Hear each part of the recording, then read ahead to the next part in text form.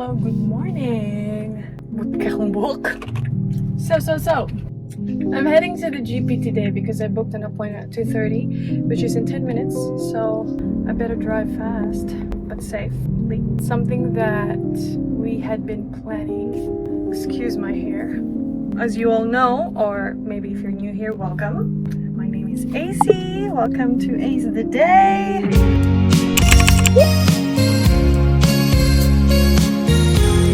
Little story. I am living in Melbourne, Australia. Came here initially as a student, so that's a student visa, and then eventually postgraduate visa. And I just recently got a work sponsorship visa, which is something that we really prayed about, and we are finally here. We got it. So that's like another 4 years of staying and working here in Australia. So that's good news. If you have been following this journey, I have a family, I have a husband, I have an 8-year-old son, and we've been wanting to have another baby. Sort of make this family a little bit bigger. Just one more space, one more human in this family, and that's just, the goal. 2 kids. Mordecai is now 8. He's growing and getting bigger as the day goes by, and we are also getting older as the days goes by, and we've been planning that when we finally get my sponsorship visa, then it would be the right time to have another baby, a baby number 2. Is that weird to talk about it? I don't know, because Mordecai, honestly, we didn't plan Mordecai. I got pregnant before our wedding, so I think I was probably 3 months pregnant during the wedding, so it wasn't planned. And we are in this place that we can plan now. We are trying to be more sure about the things that we want to do and have in our lives, and one of that is, when are we gonna have baby number 2? And we want to have baby number 2.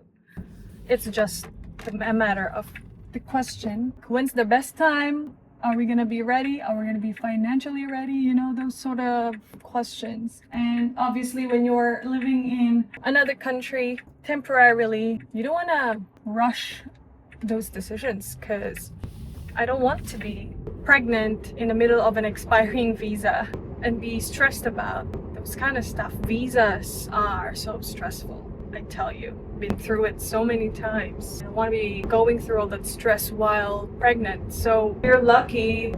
I feel lucky that me and my husband, we can plan about our future. And it's also kind of weird to me because, again, we didn't plan Mordecai. It just happened, and we just have to survive the everyday life of having our first child with, honestly, no job. I was living with my parents that time. I just resigned from my job. I was just helping the family business. Friends was still studying. There was really no security in terms of finances when we had Mordecai, but we survived, and we reached to this point where we're okay, we're fine. We made it. And to sort of plan another baby is something unusual to me, or something that I've never done before. And because of the planning of kind of like foreseeing or envisioning and expecting, this is what's gonna happen by the time we get this visa, we'll have another baby, blah blah blah, it makes me nervous. It makes me doubt, and it makes me jittery about it. And for some reason, I don't know why, we got the visa. We are financially capable to have another baby. I know we're not rich, but I think we're okay compared to when we had Mordecai. We are in such a great, living in a beautiful country where it's good to have children, to raise a family. But I feel nervous thinking about having another baby. I guess it's because of, I know the process that I will go through when I do get pregnant, all those pregnancy shenanigans that comes along with the baby, and after giving birth, the pain, the things that you have to endure when you go in labor. and become a mom. Although if I think about it, it all went by so fast, and honestly I'm scared about it. Sorry about that long chat. I'm going to the GP today because I will have I had an insertion. It's called Implanon, which is to prevent me from getting pregnant because we're trying to be safe. And today is the day that I will get it removed. You want to be pregnant again? That is it. And I prayed about this yesterday during my devotional time, and I asked God, is it your will? Is it okay? Basically ask permission. When do I ever ask for permission? You know, you just do it, and then when it goes into shit, then you pray for help. Anyway, it's funny. But because I really want this, really hoping for this, something that is within God's will. And I'm not saying that Mordecai was not God's will, but I'm just saying we did that. It was a sin when we did that. We faced the consequence of having to go through hardship financially as a couple, as new parents, because we weren't ready, but then we still did it. We didn't plan it. But again, God turns everything into good. We became better people.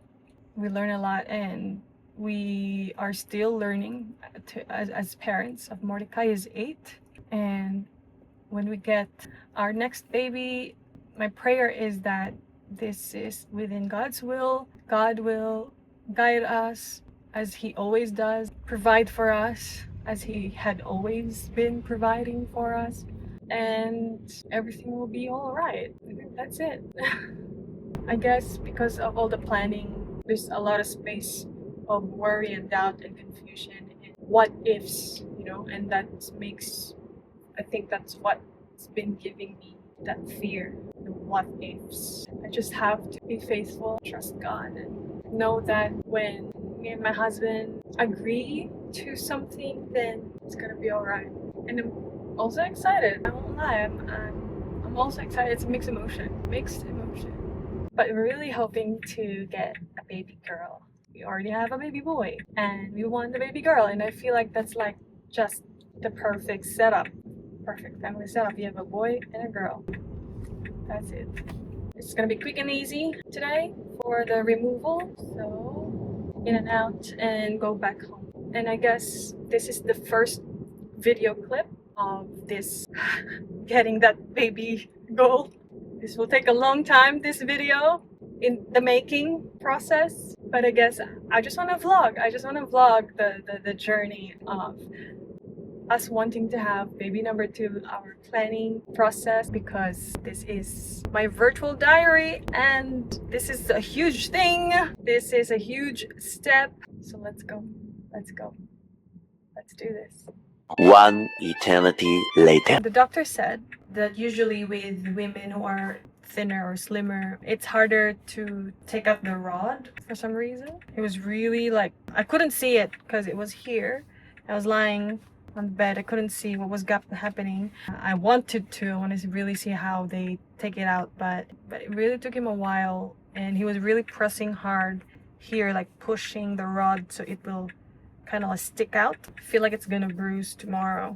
I cannot wet it for 2 days, and I cannot do heavy lifting for a week. So I cannot train jiu-jitsu for a week. And that's fine. I need it to heal before I can do anything. So the first step of getting pregnant, Implanon rod is out. Next step, to heal. And third step, do the deed. And fourth, hope I get pregnant. Let's go!